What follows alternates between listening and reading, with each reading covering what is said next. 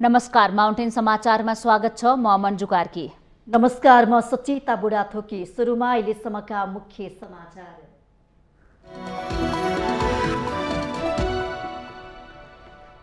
आज गणतन्त्र दिवस।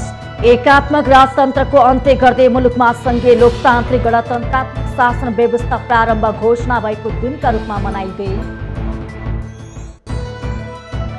आज आगामी आर्थिक वर्ष 2079-80 को बजेट सार्वजनिक गरिँदै अपराह्न 4 बजे संघीय संसदको दुवै सदनको संयुक्त बैठकमा अर्थमन्त्री जनार्दन शर्माले बजेट प्रस्तुत गर्ने। छिटपुट घटनालाई लिएर स्थानीय निर्वाचनको समग्र प्रक्रिया र परिणाममा संशय व्यक्त गर्नु राम्रो नहुने टिप्पणी। जनमतलाई स्वीकार गर्नुको विकल्प नभएको भनाई। आगामी निर्वाचन एक्लै जिती प्रधानमन्त्री बनेर देखाउन एमाले अध्यक्ष ओलीलाई माओवादी केन्द्रका अध्यक्ष दाहालको चुनौती। ओलीकै कारण एमालेसँग सहकार्यमा समस्या रहेको खुलासा। आगामी मङ्सिरभित्र संघ र प्रदेशको चुनाव सम्पन्न गरिसक्नुपर्ने अभिभार रहेको एमाले उपाध्यक्ष पौडेलको सरकारलाई स्मरण। पपुलिस्ट हुने खालको बजेट नल्याउन खबरदारी। उत्तर कोरिया विरुद्ध नयाँ प्रतिबन्ध लगाउने उद्देश्यले संयुक्त राष्ट्र संघीय सुरक्षा परिषदमा प्रस्तुत प्रस्ताव असफल। चीन र रुसद्वारा प्रस्ताव विरुद्ध भिटो पावर प्रयोग। र UEFA च्याम्पियनसिप फुटबलको उपाधि स्पेनिस क्लब रियल मड्रिडले उचाल्यो। फाइनल खेलमा मड्रिडसँग लिभरपुल 1-0 गोल अन्तरले पराजित।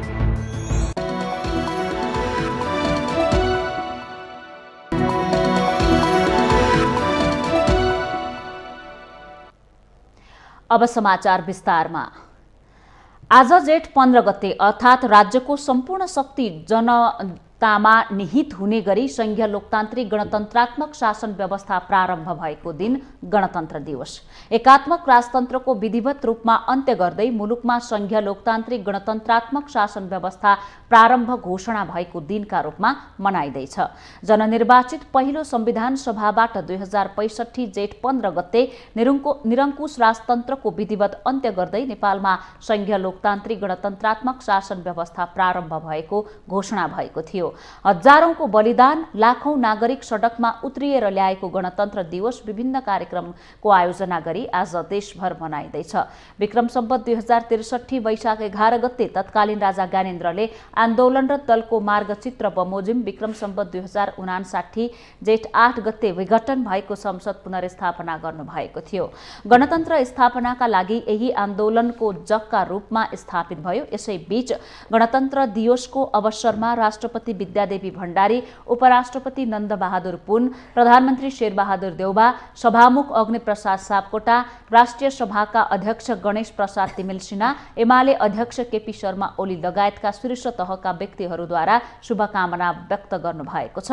राष्ट्रपति विद्यादेवी भण्डारीले दिवसका अवसरमा राष्ट्रिय एकतालाई अझ सुदृढ गर्दै सामाजिक न्याय सहितको समृद्धि हासिल गर्ने बाटोमा अघि बढ्न सबैलाई उत्प्रेरित होस् भन्ने शुभकामना व्यक्त गर्नुभएको छ।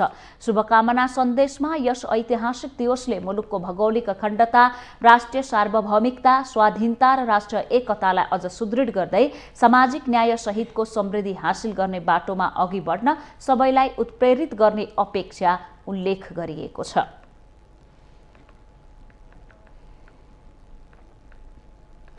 सरकारले जेठ आज अपराह्न 4 बजे संघीय संसदको दुवै सदनको संयुक्त बैठकमा आगामी आर्थिक वर्षको बजेट प्रस्तुत गर्ने भएको छ।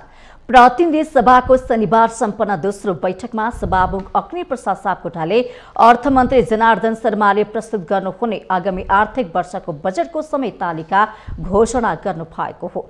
यसअघि शनिबारको प्रतिनिधि सभा बैठकबाट आर्थिक वर्ष 79-80 को नीति तथा कार्यक्रम पारित भइसकेको छ। नीति तथा कार्यक्रम पारित भएसँगै बजेट ल्याउने बाटो खुलेको हो।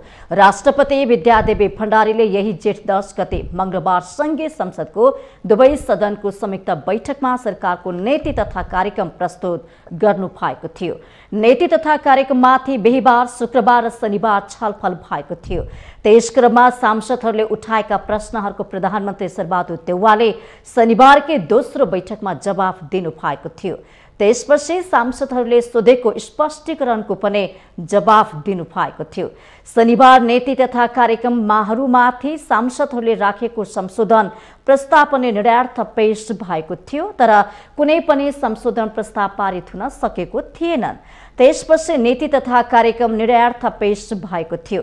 राष्ट्रिय सभाबाट शुक्रबार नै नीति तथा कार्यक्रम पारित भइसकेको छ।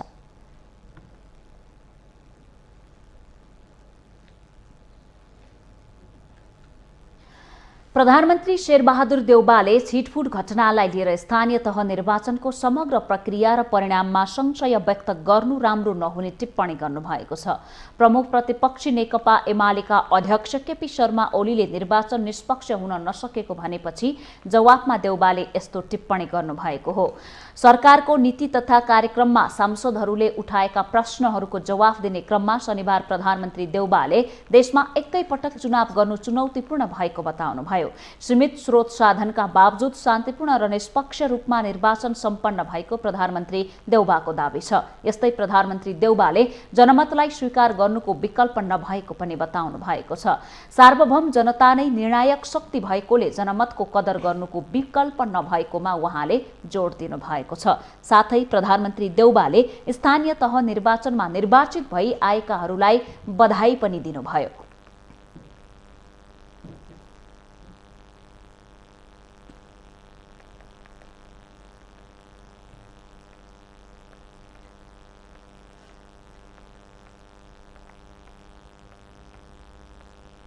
सत्ता साझेदार नेकपा माओवादी केन्द्रका अध्यक्ष पुष्पकमल दाहालले एमाले अध्यक्ष केपी शर्मा ओलीलाई आगामी निर्वाचन जितेर एक्लै प्रधानमन्त्री बनेर देखाउन चुनौती दिनुभएको छ। अध्यक्ष दाहालले आफू र आफ्नो पार्टीको सहयोगमै ओली 2 पटक प्रधानमन्त्री बनेको दावी गर्दै अब एक्लै चुनाव लडेर प्रधानमन्त्री बनेर देखाउन चुनौती दिनुभएको हो।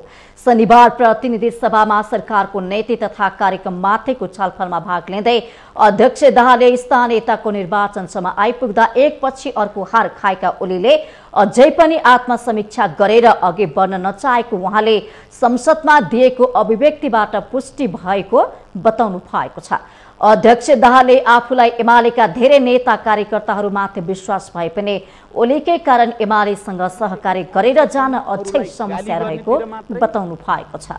बदनाम गर्नेतिर र मेरो दृष्टिमा धेरै झुट कुरा बोल्नेतिर मात्रै केन्द्रित हुनुभयो र उहाँ बिल्कुल आफ्नो अहंकार र दम्भबाट पछि हट्नु भएको छैन भन्ने देखियो। मलाई त नेकपा एमालेका धेरै नेता कार्यकर्ता प्रति मलाई भरोसा छ, मलाई विश्वास छ। अहिले पनि कर घटाएर भए पनि पेट्रोलियम पदार्थमा गरिएको मूल्य वृद्धि तत्काल हटाउन सरकारलाई सुझाव दिँदै अध्यक्ष दाहालले त्यसो नगरे जनतामा असन्तुष्टि बढ्दै गएर आक्रोशमा परिणत हुने र त्यसले मुलुकमा झन गम्भीर सङ्कट पैदा हुने तर्फ सतर्क गराउनु भएको छ। गम्भीर रूपले भन्न चाहन्छु, मैले सम्माननीय प्रधानमन्त्रीलाई अस्ति मात्रै पनि भनेको छु, कर घटाएर भए पनि मूल्य वृद्धि रोक्न पर्यो। हामी यसलाई गम्भीर रूपले लिन सकेनौं भने जनतामा असन्तुष्टि र आक्रोश झन बढ्छ र त्यसले सङ्कट झन गम्भीर हुने खतरा छ। अध्यक्ष दाहालको मुलुकको आर्थिक सङ्कट समाधानको लागि कृषि उत्पादनमा जोड दिन जरुरी रहेको पनि दोहोर्याउनु भएको छ।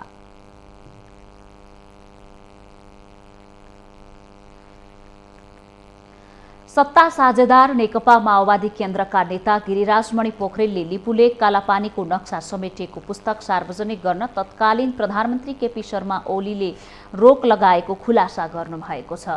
केपी ओली सरकारका शिक्षा मन्त्री समेत रहेका नेता पोखरेलले सरकारको नीति तथा कार्यक्रमबारे संसदमा ओलीले राष्ट्रियताका कुरा गरे पनि उहाँले नै आफू प्रधानमन्त्री रहेकै बेला सो पुस्तक सार्वजनिक गर्न रोक लगाएको आरोप लगाउनु भएको हो। शनिबार प्रतिनिधि सभा बैठकमा सरकारको नीति तथा कार्यक्रममाथिको छलफलमा भाग लिँदै उहाँले यसै कारण ओली पनि राष्ट्रियताको सवालमा कठघरामै रहेको तर्क गर्नु भएको छ। उहाँले राष्ट्रियता र प्रजातन्त्रलाई कूटनीतिक दाउपेचको विषय नबनाउन पनि ओलीलाई सचेत गराउनु भयो। शिक्षा मन्त्री हुँदा तयार गरेको लिपुलेक कालापानी सम्बन्धी पुस्तकलाई उहाँले रोक लगाउनु भयो। एउटा कार्यदल बनाउनु भयो, एकपटक पनि बैठक राख्नुभयो र किताब किन रोकियो जवाफ पनि दिनु भएन। साँच्चै प्रजातन्त्र राष्ट्रियता कठघरामा तपाईँ पनि कठघरामै हुनुहुन्छ। राष्ट्रिय र प्रजातन्त्र कूटनीति र दाउपेचका विषयहरू हुन सक्दैनन् भन्ने मलाई लाग्दछ। नेता पोखरेलले मुलुकलाई दिगो विकाससहित समृद्ध बनाउने र त्यसका लागि आवश्यक जनशक्ति प्रक्षेपण गर्ने काम पनि नीति तथा कार्यक्रममा नआएको उल्लेख गर्नुभयो।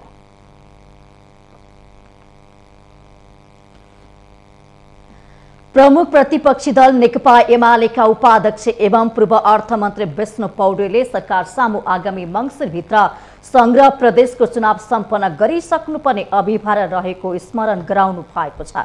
शनिबार प्रतिनिधि सभा बैठकमा सरकारले प्रस्तुत गरेको आगामी आर्थिक वर्षको नीति तथा कार्यक्रममाथिको छलफलमा भाग लिँदै उपाध्यक्ष पौडेलले यो चुनावी सरकार भएको उल्लेख गर्दै आगामी मङ्सिरभित्र संग्रह प्रदेशको चुनाव गरिसक्नुपर्ने अभिभार रहेको पनि स्मरण गराउनु भएको छ।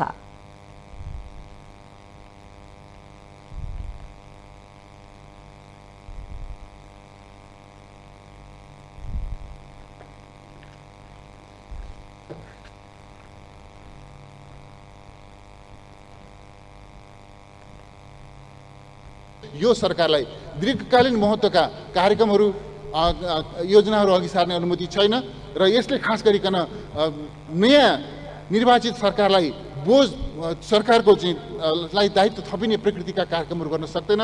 यो आफ्नो सीमालाई सरकारका सामुन्नेमा जुन सीमा छ, संवैधानिक रूपमा कानुनी रूपमा जुन सीमा छ, त्यो सीमालाई बुझेर यो चुनावी सरकार हो भन्ने कुरामा एक्का राखेर बजेट आउनुपर्छ भन्ने कुरा म भन्न चाहन्छु। र नीति कार्यक्रमले जुन खालको लक्षण देखाइरहेको छ सभामुख महोदय, उपाध्यक्ष पौडेलले सरकारले प्रस्तुत गरेको आगामी आर्थिक वर्षको नीति तथा कार्यक्रम नेपालको इतिहासमै सबैभन्दा कमजोर रहेको टिप्पणी गर्दै यो गठबन्धन सरकार जस्तै दिशाहीन, उद्देश्यहीन, गन्तव्यहीन, मुलुकको समस्या नचिनेको र समाधान पनि दिन नसक्ने खोक्रो र सारहीन रहेको जिकिर गर्नुभयो। उद्देश्यहीन, गन्तव्यहीन छ, इतिहासकै सबभन्दा कमजोर, मुलुकको समस्या नचिनेको, समाधान दिन नसक्ने, खोक्रो र सारहीन छ।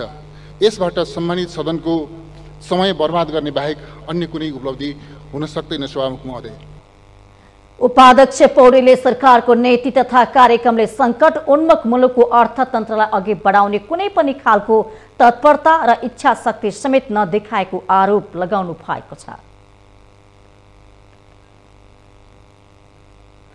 माउन्टेन समाचारमा पालो भएको छ विश्रामको।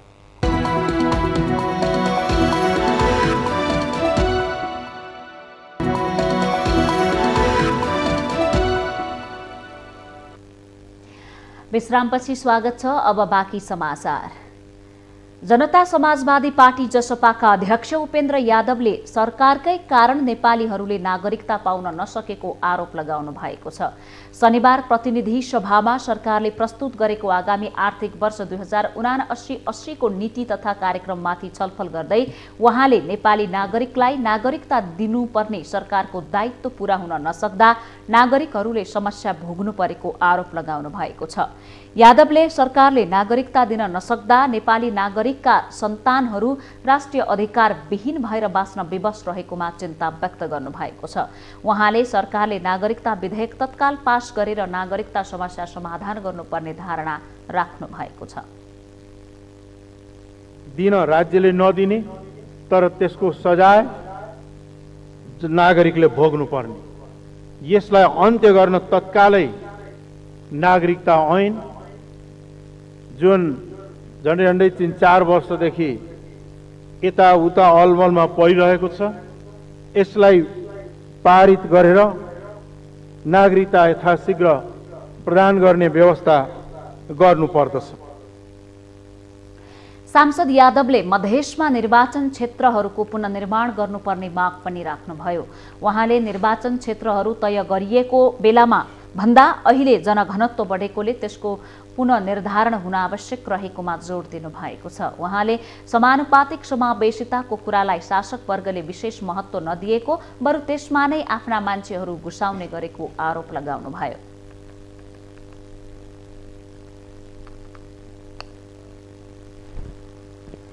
सत्तारूढ़ प्रमुख घटक नेपाली कांग्रेसका महामन्त्री गगन कुमार थापाले प्रमुख प्रतिपक्षी एमाले अध्यक्ष केपी शर्मा ओलीले सरकारको नीति तथा कार्यक्रममाथि संसदमा दिएको अभिव्यक्ति गन्थन मात्रै भएको टिप्पणी गर्नु भएको छ।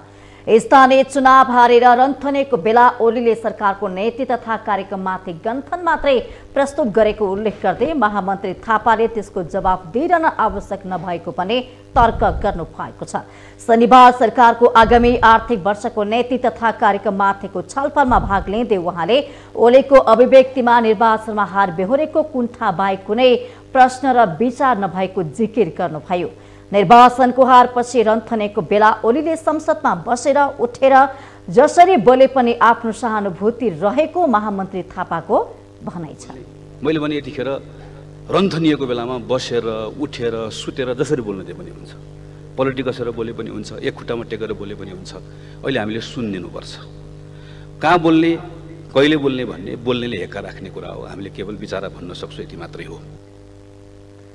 महामन्त्री थापाले सरकारले मङ्सिरमा संघ र प्रदेशको चुनाव सम्पन्न गराउने प्रतिबद्धता व्यक्त गर्नुभयो। स्थानीयताको निर्वाचन एकै पटक सम्पन्न गराएको सरकारले मङ्सिरभित्र संघ र प्रदेशको चुनाव गराउने उहाँले बताउनु भएको छ। महामन्त्री थापाले सरकारले परराष्ट्र नीतिलाई सन्तुलित ढङ्गले अघि बढाउनु पर्ने आवश्यकता रहेको पनि औलाउनु भयो।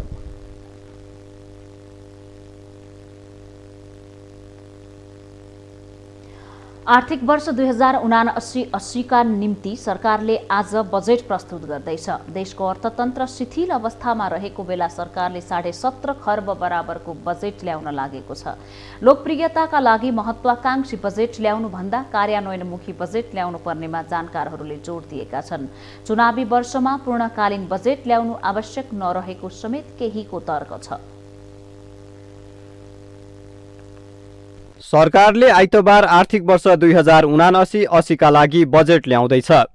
भर्खरै सम्पन्न स्थानीय तहको निर्वाचनबाट देशका सबै पालिकामा नयाँ जनप्रतिनिधि चुनिएको पृष्ठभूमिमा नयाँ जोश र जागरका साथ काम गर्ने उनीहरूको चाहनालाई आगामी आर्थिक वर्षको बजेटले समेट्नुपर्ने देखिन्छ। सरकारले ल्याएको नीति तथा कार्यक्रममा सांसदहरूले गहन छलफल गर्दै सुझाव दिएका छन्। त्यसलाई ग्रहण गर्दै अर्थमन्त्रीले बजेटको तर्जुमा गर्नुपर्नेछ। सरकारले अहिले योजना आयोगले पठाएको 3 वर्षको अनुमान तथा प्रक्षेपणका आधारमा बजेट निर्माणको अन्तिम काम गरिरहेको छ, जस अनुसार झण्डै 17.5 अर्ब रुपैयाँ बराबरको बजेट ल्याउने तयारी छ, जुन अघिल्लो आर्थिक वर्षको बजेट भन्दा झण्डै 7% बढी हो। तर सरकारको नीति तथा कार्यक्रमलाई आधार मान्ने हो भने बजेटको आकार अझै बढ्ने आकलन गरिएको छ। आगामी आर्थिक वर्ष चुनावी वर्ष समेत भएकाले संघ र प्रदेशको चुनावलाई मध्यनजर गर्दै बजेट ल्याउनु पर्ने पूर्व अर्थमन्त्री डाक्टर युवराज खतिवडाको तर्क छ। अनि सरकारको आफ्नै आयो, मैले भने नि साउन 1 गतेबाट मङ्सिरभरि सोच्नुभयो भने 5 महिना छ। त्यो सरकारले अहिलेका ज्वलन्त समस्यालाई हल गर्नेतर्फ सोच्नुपर्छ र आउँदो सरकार जसको भने पनि बलियो अर्थतन्त्रमा हामीले जिम्मा लागेका छौँ अथवा बलियो अर्थतन्त्र अघि बढाएका छौँ भन्ने जस पाउने काम गर्नु पर्यो नि।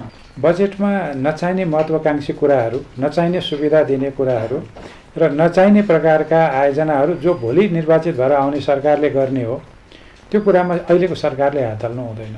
आन्तरिक आम्दानी अपुग हुने भएकाले ठूलो मात्रामा वैदेशिक ऋण र अनुदानको प्रक्षेपण गरेर महत्त्वाकांक्षी बजेट ल्याउने चलन विगतदेखि नै रहँदै आएको छ, जसको निरन्तरता यस पटक पनि रहने सरकारको नीति तथा कार्यक्रमबाट प्रष्ट देखिएको छ।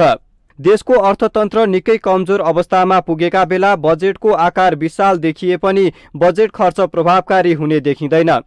विगतमा पनि सरकारले लोकप्रियताकै लागि महत्त्वाकांक्षी बजेट ल्याउने गरेको र कार्यान्वयनमा चुक्ने गरेका उदाहरण प्रशस्त छन्।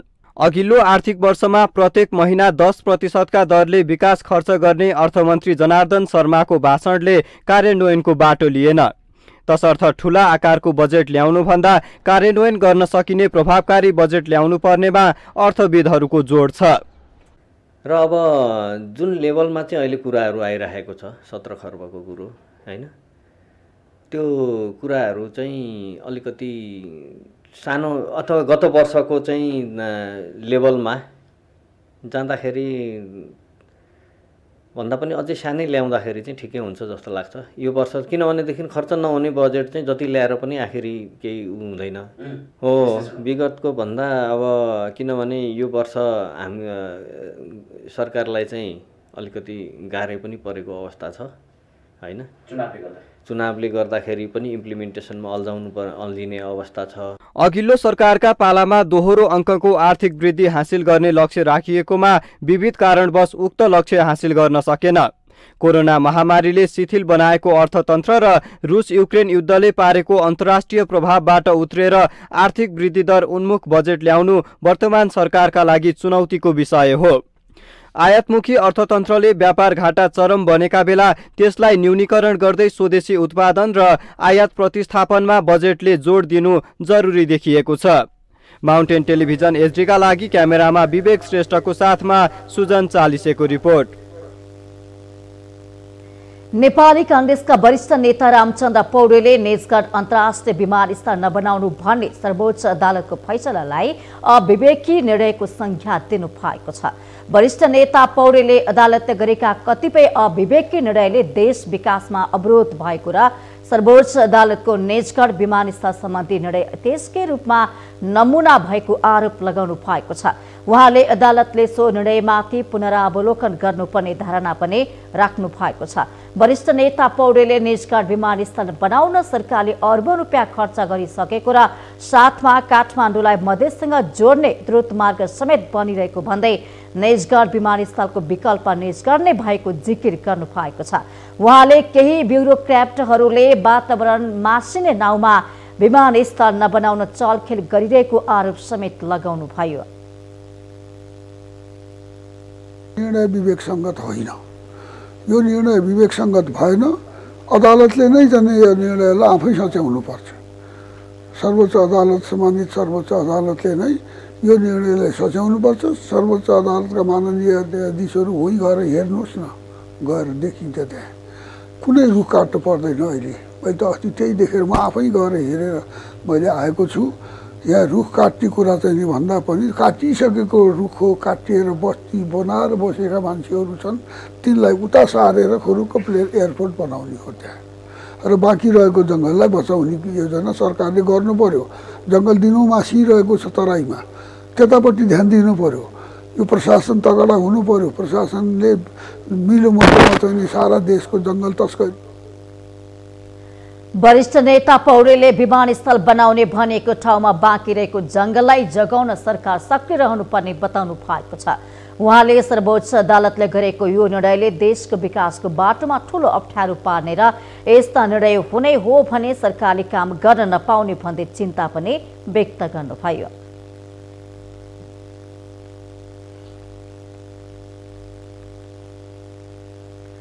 माउन्टेन समाचारमा पालो भएको छ विश्रामको।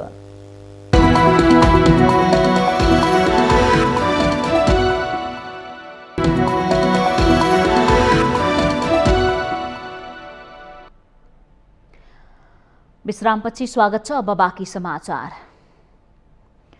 कोरोना संक्रमण पूर्णतया निर्मूल नहुँदै विश्वका केही मुलुकमा मंकी पक्स नामक भाइरसले महामारीको रूप लिन थालेको छ। हालसम्म विश्वका विभिन्न 18 देशमा देखिसकेको यो भाइरस नेपालमा पनि देखिन सक्ने भन्दै विज्ञहरूले सचेत गराएका छन्। पछिल्लो समय विश्वका विभिन्न देशहरूमा मंकी पक्स नामक भाइरस देखा परेको छ। यो भाइरस सन् 1958 मा अनुसन्धानका लागि राखिएका 2 बाँदरमा देखा परेको थियो। तथापि रोगको प्रमुख वाहक बाँदर नभएकाले यो भाइरस बाँदरबाट मानिसमा सरेको भने थिएन। मंकी पक्स नामक भाइरसका कारण हुने यो रोग मानिसमा पहिलो पटक सन् 1970 मा डेमोक्रेटिक रिपब्लिक कंगोमा विफरको आशंका गरिएका एक बालकमा फेला परेको थियो। यसपटक भने 18 मे 2022 मा क्यानाडा गएका बिरामीमा मंकी पक्स संक्रमण पुष्टि भएको र हालसम्म बेलायत, Italy, Portugal, Spain, Sweden, America लगायतका विश्वका 18 देशमा फैलिसकेको छ। यो भाइरस शरीरमा प्रवेश गरेपछि यसको गुणात्मक फैलावट रक्त प्रवाह मार्फत हुने स्वास्थ्यविदहरू बताउँछन्। यो भाइरस संक्रमित व्यक्ति वा जनावरहरूसँग सम्पर्कका कारण सर्ने र सामान्यतया फुटेको छाला श्वास प्रश्वास प्रक्रियाबाट शरीरमा प्रवेश गर्ने डाक्टर बाबुराम मरासिनी बताउनुहुन्छ। यद्यपि कोरोना महामारीको तुलनामा यो भाइरस मानिसबाट मानिसमा सजिलै नसर्ने भएकाले कम खतरनाक भएको बताइएको छ। यहाँ चाहिँ यस्तो चाहिँ अब यो चाहिँ अनि त्यसरी चाहिँ एकैचोटि व्यापक रूपमा मानिसहरूलाई संक्रमित गराउने खालको रोग यो होइन। यो अब खास गरी यसको चाहिँ अब सुरुमा यो रोग चाहिँ फैलिएको अफ्रिकाबाटै हो। 1950-60 ताका चाहिँ अफ्रिकामै पत्ता लगाएको। यो रोगको खास गरी लक्षणहरू चाहिँ उच्च ज्वरो आउने, जिउ दुख्ने, टाउको दुख्ने, अनि छालामा राता राता टाटाहरू देखिने। त्यो टाटाहरू चाहिँ बिस्तारै अनि चाहिँ यो पानी भरिन्छ, पानी फोका आउँछ, पानी फोका भरिन्छ अनि त्यसपछि पिप भरिन्छ।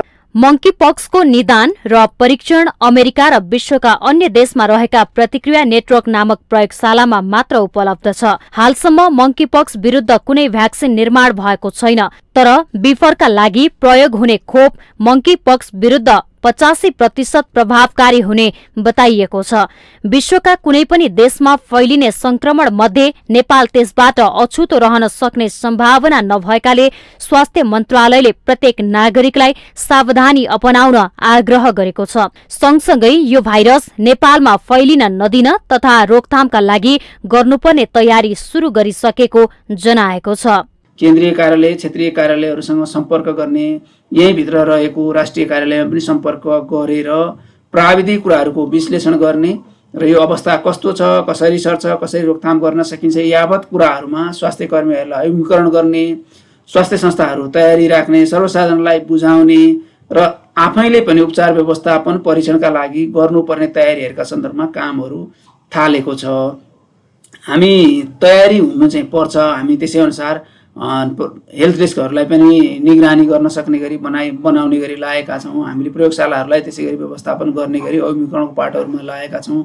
भाइरस तीव्र रूपमा फैलिन सक्ने विषयमा गम्भीर भएर स्वास्थ्य क्षेत्रका अधिकारी र सम्बन्धित निकाय समयमै सजग हुन आवश्यक छ। सरकार पनि तदारुकताका साथ जनताको स्वास्थ्यप्रति संवेदनशील हुनुपर्छ र आम जनस्तरमा पनि यस्ता संक्रमण वा महामारीबाट जानकारी राखेर सचेतना अपनाउनु बुद्धिमानी हुनेछ। माउन्टेन टेलिभिजन HD का लागि बिन्दु अधिकारीको रिपोर्ट। अघिल्लो स्थानीय निर्वाचनमा रूपन्देहीको तिलोत्तमा नगरपालिकाको मेयर उपमेयर सहित 13वटा ओडा जितेको एमाले यसपटक उपप्रमुख सहित 8वटा ओडामा सीमित भयो।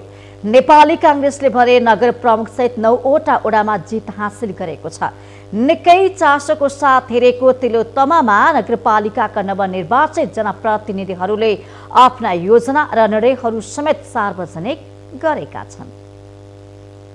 निकै चासोका साथ हेरिएको रूपन्देहीको तिलोत्तमा नगरपालिकाको मेयरमा नेपाली कांग्रेसका रामकृष्ण खाड र उपमेयरमा एमालेबाट जागेश्वरी देवी चौधरी विजयी हुनुभयो। नेकपा एमालेका उपाध्यक्ष विष्णु पौडेल र एमाले नेता घनश्याम भुसालको क्षेत्र पर्ने नगरपालिकामा नवनिर्वाचित नगर प्रमुख तथा उपप्रमुखले पद तथा गोपनीयताको शपथ लिई पदभार समेत ग्रहण गरिसक्नु भएको छ। नेपाली कांग्रेसका खाडले प्रतिद्वन्दी एमाले उम्मेद्वार मोहन चापागाईलाई हराउनु भयो भने उपमेयरमा भने फराकिलो मतान्तर सहित एमाले उम्मेद्वार जागेश्वरी देवी चौधरी विजयी हुनुभयो। तिलोत्तमा नगरपालिका एमाले नेता घनश्याम भुसालको गृह नगर हो भने उपाध्यक्ष विष्णु पौडेलको पनि निर्वाचन क्षेत्र पर्दछ। गृहमन्त्री बालकृष्ण खाडको गृह नगर र जनमोर्चा अध्यक्ष चित्रबहादुर केसीले मतदान गरेको क्षेत्र समेत हो। निर्वाचित भए लगत्तै पद तथा गोपनीयताको शपथ लिएर पदभार ग्रहण गर्दै नवनिर्वाचित मेयर खाडले सामुदायिक विद्यालयका कक्षा 5 सम्मका विद्यार्थीहरूलाई दिने दिवा खाजामा प्रति विद्यार्थी 10 रुपैयाँ थपेर दिने पहिलो निर्णय गरेर काम सुरु गरिसक्नु भएको छ। नगरपालिकालाई भ्रष्टाचार मुक्त बनाउनुका साथै शैक्षिक क्षेत्रलाई प्राथमिकतामा राखेर काम गर्ने नवनिर्वाचित मेयर रामकृष्ण खाडको भनाइ छ।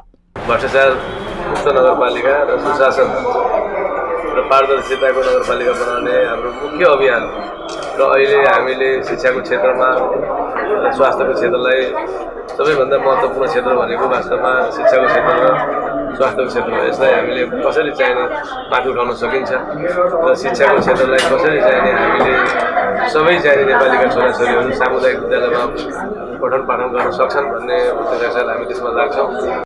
नवनिर्वाचित जनप्रतिनिधिहरूलाई स्वागत गर्दै निवर्तमान मेयर वासुदेव घिमिरेले आफ्नो कार्यकालमा भएका कामहरू प्रशंसा योग्य भएको भन्दै सर्वत्र प्रशंसा भएको दावी गर्नुभयो। उहाँले आफ्नो कार्यकालमा नगरपालिकालाई सफा र सुन्दर बनाउन सक्दो प्रयास गरेको र सबै कामहरूको पद्धति बसाइसकेकोले त्यसको दिगोपनका लागि नियमितता दिन समेत नवनिर्वाचित जनप्रतिनिधिलाई आग्रह गर्नुभयो। सफा नगर बनाउनको लागि जुन अहोरात्र तिलोत्तमा नगरपालिकाहरू नगरवासीहरू लाग्नु भएको छ, हामीलाई सहयोग गर्नुभएको छ, यो चाहन्छु नै खालको उपलब्धि थिएन।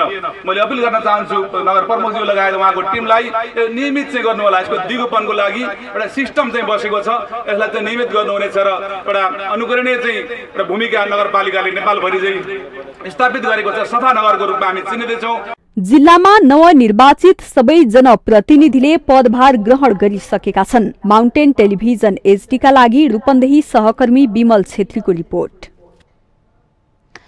स्थानीय तहको निर्वाचनमा पार्टीकालाई भन्दा स्वतन्त्र उम्मेद्वारलाई मतदाताले साथ दिएको पाइएको छ। दाङमा पनि केही पदमा स्वतन्त्र उम्मेद्वारहरू विजयी भएका छन्। मतदाताहरूले पार्टीलाई भन्दा पनि राम्रो व्यक्ति छनौट गरेको दावी पनि गरिरहेका छन्। यस पटकको स्थानीय तह निर्वाचनमा विगतको तुलनामा धेरै स्वतन्त्र उम्मेद्वारहरूले जित हात पारेका छन्।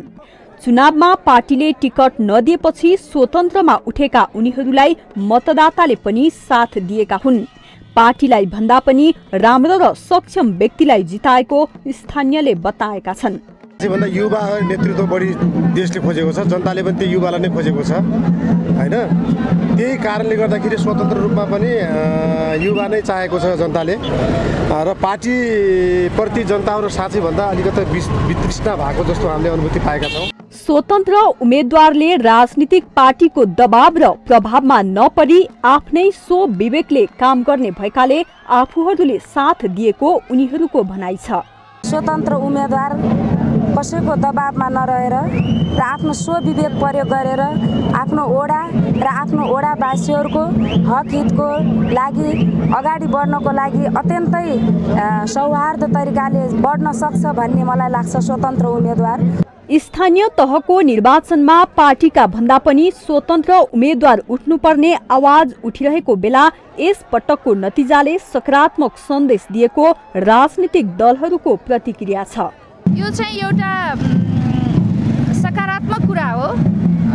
वास्तवमा धेरै आवाज पनि उठिराखेछ कि स्थानीय निकायमा पार्टीगत निर्वाचन हुनु हुँदैन, स्वतन्त्र मान्छेहरूलाई नै उम्मेदवारी दिनुपर्छ भन्ने खालको जुन कतै कतै त्यो आवाज पनि उठिरहेको बेलामा यो स्वतन्त्र उम्मेदवारहरूले पनि सफलता प्राप्त गर्नुभएको छ, विजय हासिल गर्नुभएको छ। मतदाताहरूले मात्र नभई पार्टीका नेताहरूले पनि राम्रो व्यक्ति चाहेको बुझेका छन्।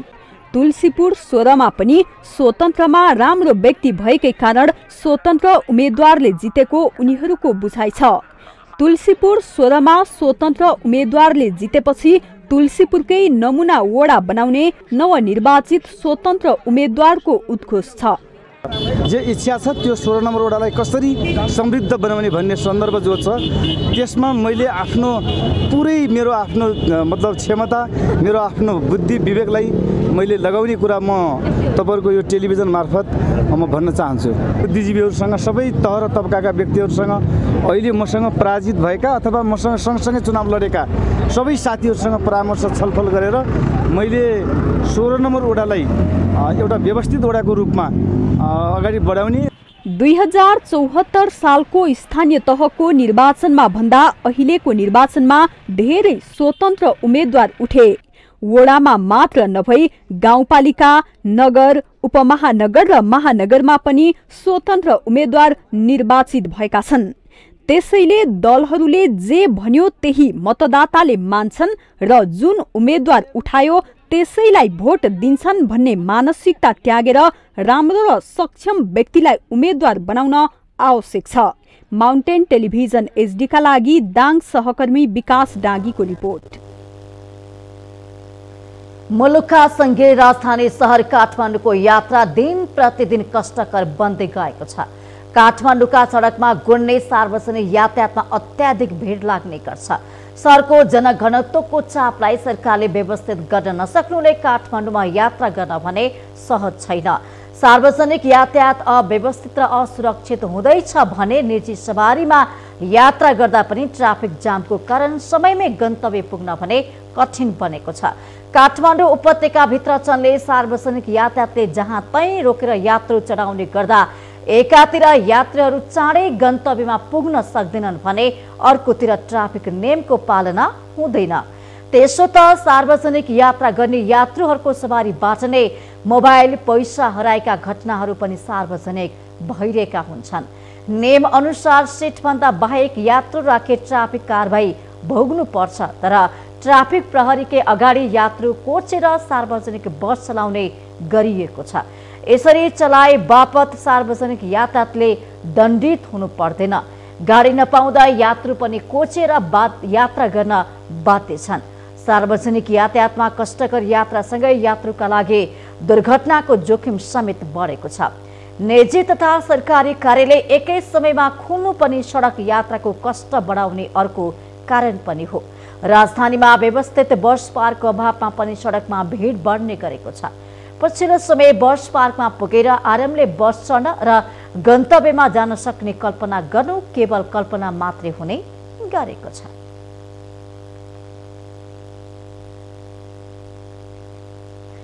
हामीसँग आर्थिक अन्तर्राष्ट्रिय र खेल समाचार बाँकी नै छन्। माउन्टेन समाचारमा पालो भएको छ विश्रामको।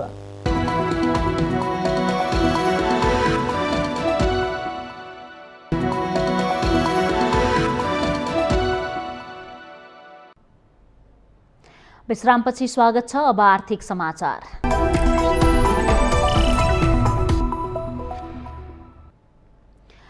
कृषि तथा पशुपन्छी विकास मन्त्री महेन्द्र राय यादवले अबको 1 वर्षभित्रमा नेपाल कृषिमा आत्मनिर्भर बन्ने दावी गर्नुभएको छ।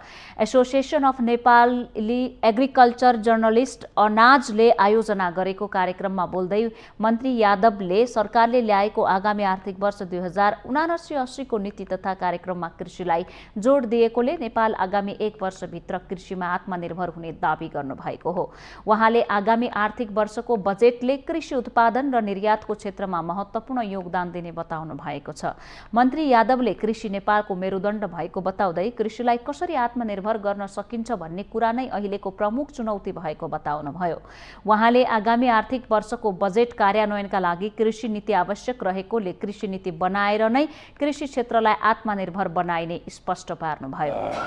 कि नेपाली जनताको कृषि क्षेत्रमा, उत्पादनको क्षेत्रमा र निर्यातको क्षेत्रमा हेर्ने महत्त्वपूर्ण योगदान हुनेछ र सबै नेपाली दाजुभाइहरूले आफ्नै उत्पादन आफ्नै अगाडिलाई बढायौँ भने यसले मलाई छ कि हामी 1 वर्षको भित्रमा कमसेकम हामी आत्मनिर्भर हुन सक्छौँ र यसमा भएका समस्याहरूलाई हामीले फेरि छलफल गरेर अगाडि बढाउनेछौँ।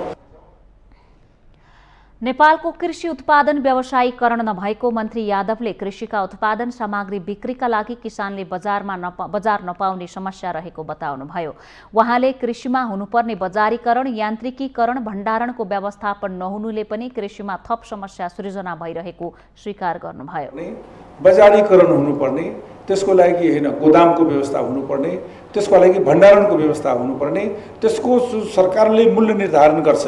अहिले जुन प्रकारको हामीले केही मूल्य निर्धारण गरेका छौँ, त्यो गरेका सरकारले मूल्य निर्धारण गरेका उत्पादनका वस्तुहरू सरकारले खरिद गरिदिनु पर्ने। त्यो खरिद गर्नको लागि अहिले हामीसँग भण्डारणको समस्या छ। मन्त्री यादवले आगामी आर्थिक वर्षको बजेटमा सबै प्रदेशहरूमा एउटा भण्डारण घर र प्रत्येक गाउँपालिकामा ससाना गोदामहरू बनाउनका लागि बजेट छुट्याउने जानकारी दिनुभयो।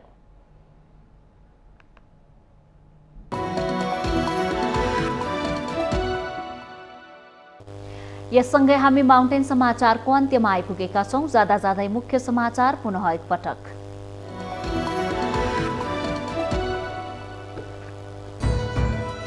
आज गणतन्त्र दिवस एकात्मक राजतन्त्रको अन्त्य गर्दै मुलुकमा संघीय लोकतान्त्रिक गणतन्त्रात्मक शासन व्यवस्था प्रारम्भ घोषणा भएको दिनका रूपमा मनाउँदै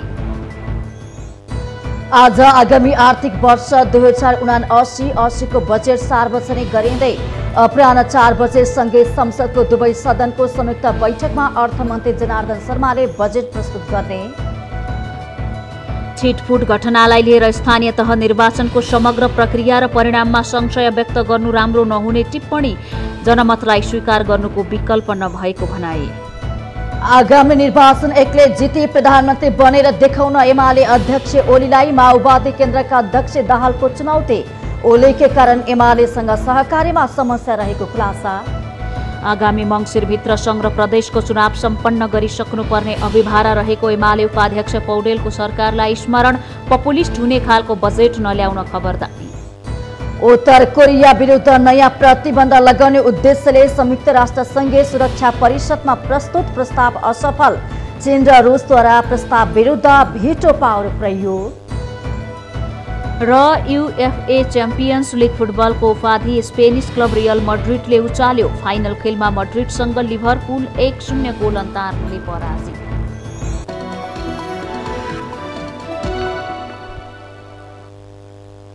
माउन्टेन समाचार अहिलेलाई सकियो। सत्य, तथ्य र निष्पक्ष समाचारको लागि माउन्टेन टेलिभिजन HD हेर्दै रहनुहोला। नमस्कार।